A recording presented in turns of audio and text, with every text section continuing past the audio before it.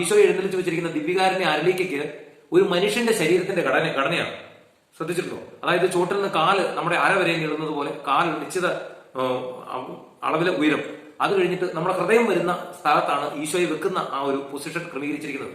അതുപോലെ നമ്മുടെ തല വരുന്നിടത്താണ് അരളിക്കയ്ക്ക് മുകളിലായിട്ടുള്ള കുരിശ് ക്രമീകരിച്ചിരിക്കുന്നത്. അതുണ്ടാക്കിയ ശില്പി പോലും മനസ്സിലാക്കിയിട്ടുണ്ടാകുകയില്ല.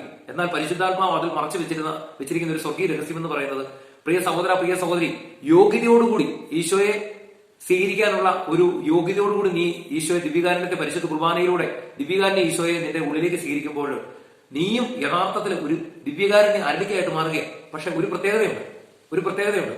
അവിടെ നിന്റെ ഉള്ളിലേക്ക് കടന്നു വന്നിരിക്കുന്ന ഈശോയുടെ ഹൃദയം മാത്രമാണ്.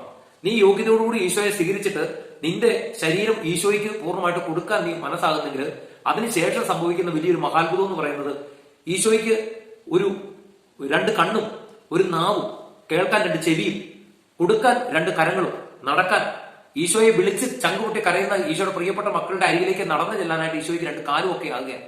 പക്ഷെ ആ ഒരു മനോഭാവത്തോടു കൂടി അല്ല സ്വീകരിക്കുന്നതെങ്കിൽ ഒരു കാര്യമില്ല.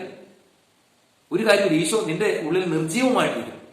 എന്നാൽ ഈ ഒരു പരമാർത്ഥം തിരിച്ചറിഞ്ഞ് നീ നിന്നെ പൂർണ്ണമായിട്ട് ഈശോയ്ക്ക് കൊടുക്കാൻ തയ്യാറായിക്കൊണ്ട് നീ ഈശോയെ സ്വീകരിക്കുമ്പോൾ അവിടെ ഈ ലോകത്തിലെ ഏറ്റവും വലിയൊരു മഹാത്ഭുതം നടക്കുക. ആ ബലിപീഠത്തിൽ എഴുന്നള്ളിച്ച് വെക്കുന്ന ആ അരളിക്കയിൽ ഈശോയ്ക്ക് അവിടെ ഇരിക്കാൻ മാത്രമേ പറ്റുള്ളൂ. ഈശോയുടെ മുമ്പിലേക്ക് കടന്നു ചെല്ലുന്നവർക്ക് ഈശോയെ ആരാധിക്കാം. അവിടെ ഇടത്തും വലത്തും ഒക്കെ പൂക്കളും തിരികളും ഒക്കെ വെച്ചിട്ടുണ്ട്. എന്നാൽ യഥാർത്ഥത്തിൽ നീ നിന്നെ തന്നെ പൂർണ്ണമായിട്ട് നീ ഈശോയ്ക്ക് കൊടുത്തുകൊണ്ട് നീ ഈശോയെ നിന്റെ ഹൃദയത്തിലേക്ക് സ്വീകരിക്കുമ്പോൾ അവിടെ നടക്കുന്ന ഒരു മഹാത്ഭുതം എന്ന് പറയുന്നത്, നീ അടുത്ത നിമിഷം ഒരു ചലിക്കുന്ന ദിവ്യകാരനെ അരളിക്കയായിട്ട് മാറുകയാണ്.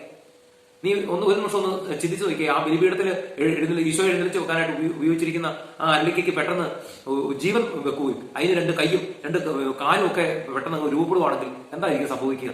ആ ബലിപീഠത്തിൽ നിന്ന് ആ അരളിക്ക നടക്കും. നമ്മുടെയൊക്കെ ആ ആളുകളുടെ ഇടയിലിരുന്ന് രോഗം കൊണ്ട് ബുദ്ധിമുട്ടുന്നവര്, കടബാധ്യത കൊണ്ട് ബുദ്ധിമുട്ടുന്നവര്, അപമാന ഭാരത്താൽ വേദനിക്കുന്നവര്, കുടുംബത്തിലെ കലഹം മൂലം ഒരു സന്തോഷമില്ലാതെ ദുഃഖത്തിൽ ആഴ്ന്നിരിക്കുന്നവര്, അവരുടെയൊക്കെ അരികിലേക്ക് വന്നിട്ട് ഈശോ അവരെ ആശ്വസിപ്പിക്കും. അവരുടെ തലയിൽ കൈവച്ച് അവരെ അനുഗ്രഹിക്കും.